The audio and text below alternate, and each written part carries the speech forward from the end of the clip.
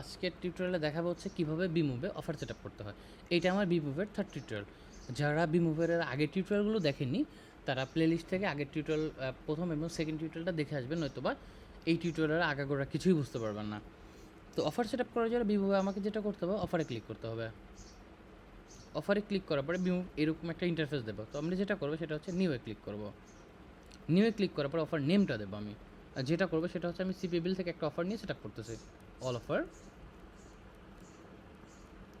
Offer name দিচ্ছি jobs, বা ধরেন সার্চ দিলাম আসলে যেটা সামনে পাই আর কি। সো আপনার হচ্ছে একটা বড় অফারই সেট আপ করি। আপনার হচ্ছে জব, এটা লিখে সার্চ করতেছি।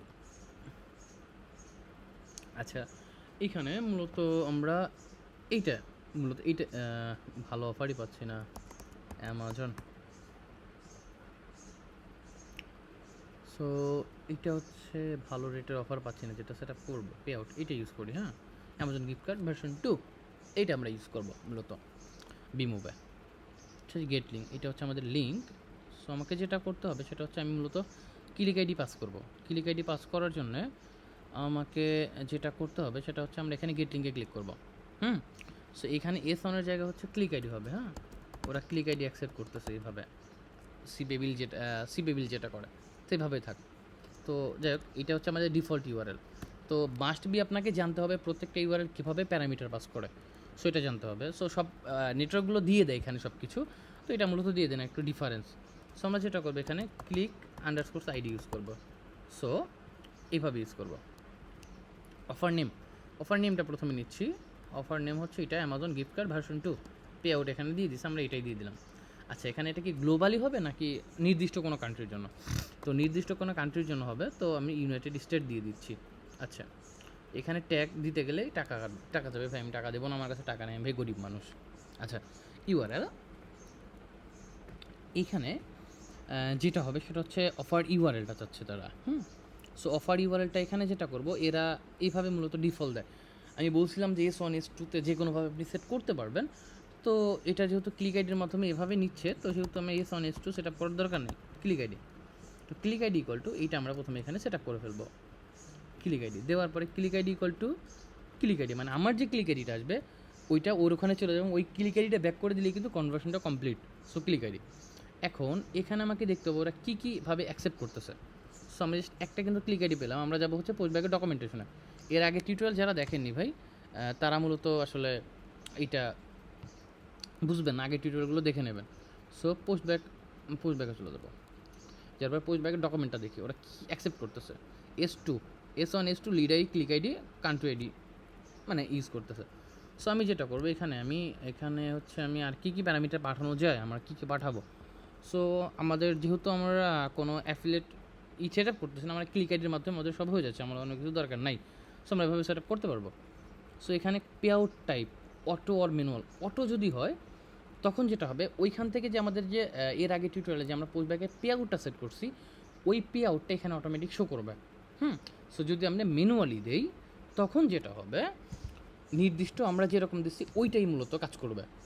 ওইটাই শো করবে। আর যদি অটো দিই, ওইখান থেকে যেই ব্যাক আসতেছে যেইটা, সো ওইখান থেকে যে ব্যাক দিচ্ছে পে আউটটা, ওই পে আউটটা শো করবে। কারণ এর আগের টিউটোরিয়াল না দেখলে এইটা আসলে গোলমেলে হয়ে যাবে আপনার। সো এক্ষেত্রে আমরা অটো ইউজ করবো সবসময়। তো ইনেবল ডেইলি ক্যাপ, এইটা যেটা হচ্ছে যে আপনার কতগুলো ডেইলি কনভার্সন তারা অ্যালাউ করতেছে। সো কিছু কিছু অফারে যেটা থাকে যে ধরেন ওরা বলে যে তোমার জন্য ডেইলি 10টা ক্যাপ বা 20টা কনভার্সন, এরকম একটা ক্যাপ দেওয়া থাকে। সো ধরেন আমার 10টা ক্যাপ দেওয়া আছে, তো আমি এখানে 10টা ক্যাপ দিয়ে দিল, ডেইলি 10টা কনভার্সন হবে। তারপরে 10টা কনভার্সন হবার পরে কী ঘটবে, এখানে ওই নেটওয়ার্ক কোনভাবে মানে কোন টাইম জোনটা ইউজ করতেছে সেটা আপনি জানবেন, বা নেটওয়ার্কের মধ্যেই পাবেন, অথবা আপনার ম্যানেজারকে জিজ্ঞেস করবেন ভাই তুমি কোন টাইম জোনটা ইউজ করতেছো। সো সচরাচর ইউটিসিটা ইউজ করা হয়। তো আমরা যেটা করবো রিডাইরেকশন অফার, এখানে একটা অফার সেট আপ করে দেবেন যেটাতে কাজ হবে, আর একটা অফার সেট আপ করে ওইটা এখানে বসাবেন। তখন যেটা হবে যে যদি কখনো ক্যাপ শেষ হয়ে যায় তখন এইটাতে চলে যাবে, যদি কখনো ক্যাপ শেষ হয়ে যায় তখন ওই অফারটা চলে যাবে। তাহলে যেটা হচ্ছে আপনার ট্রাফিকটা নষ্ট হচ্ছে না, ক্যাপ শেষ হয়ে গেছে আপনার অন্য অফারে চলে যাচ্ছে, আপনার কিন্তু ওইটাতে কনভার্সন হলে সেটাও কিন্তু আপনার লাভ। সো সেক্ষেত্রে ট্রাফিক নষ্ট হচ্ছে না। তো সবসময় আমি যেটা আপনাকে রিকমেন্ড করবো সেটা হচ্ছে অবশ্যই, আর ক্যাপ যদি থাকে অবশ্যই আর একটা অফার রিডাইরেকশন, যেটা গ্লোবালি, মানে যে কোনো কান্ট্রি বা যে কোনো ডিভাইস থেকে আসলে ওই অফারে গেলে যেন সেটার কনভার্সনগুলো আপনি পান, এরকম একটা অফার সেট আপ করবেন, গ্লোবালি অফার। তো সবসময় ট্রাই করবেন। তো রিডাইরেকশন ইউআরএল যেহেতু নাই, তো সেক্ষেত্রে দিচ্ছি না ক্যাপ, আমি লিমিট তুলে দিচ্ছি, কারণ যেহেতু আমার ক্যাপ নেই, দ্বিতীয়ত আমার অল্টারনেটিভ কোনো অফার সেট আপ করা নেই যেটা আমি রিডাইরেকশনের জন্য ইউজ করবো। সো এই পর্যন্তই, এইভাবে সেট আপ করবো। সেট আপ করার পরে সেভ ক্লিক করবো। তো অফারটা সেট আপ কমপ্লিট। এখন অফার সেট আপ কমপ্লিট হওয়ার পরে আমরা কীভাবে অফার লিঙ্কটা পাবো?